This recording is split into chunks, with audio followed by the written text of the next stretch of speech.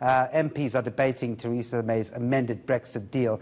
Now, Ollie, a margin of 149, I mean, she's lost again. Was this really a very different deal from the one rejected in January?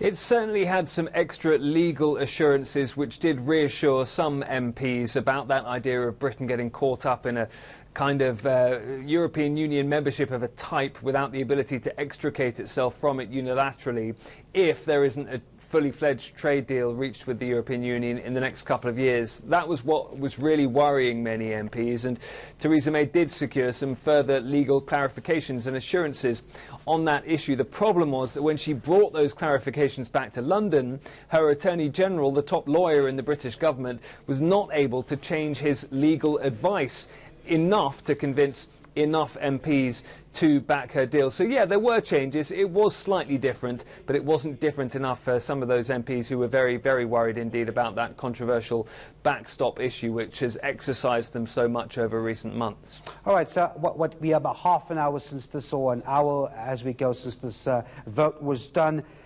Theresa May wants a debate on whether or not we should the exit without a deal. Then, of course, you have some calls for a general election before month end. So a bit of a confusion here on what to do next, I would think.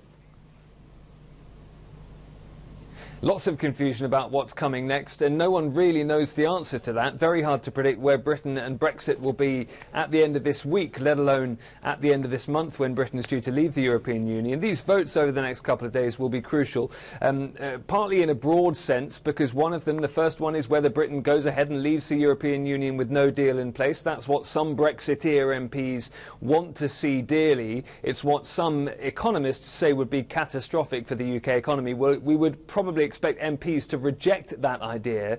That will mean they'll get another vote on whether to ask the European Union for a delay to the Brexit process. Now, if that goes ahead, the European Union will want to know, why are we having a delay here? What are you asking that we're going to delay for? What's your plan? How are you going to get something through the House of Commons with this extra time? And Theresa May will have to have an answer to that. But watch very carefully Parliament over the next couple of days here in London, because MPs will also have the chance to try and add amendments to this legislation. And the reason that is so interesting is that it will show us how much MPs and Parliament are going to flex their muscles in this Brexit process now, try and take over the direction of travel from the government, try and wrest control from Theresa May and forge some kind of consensus in the House of Commons for some other type of Brexit that the European Union might be able to go along with. All the while, as you say, speculation about a general election, speculation about Theresa May's leadership of the Conservative Party, speculation about her role as Prime Minister, speculation about whether all of this may lead to a second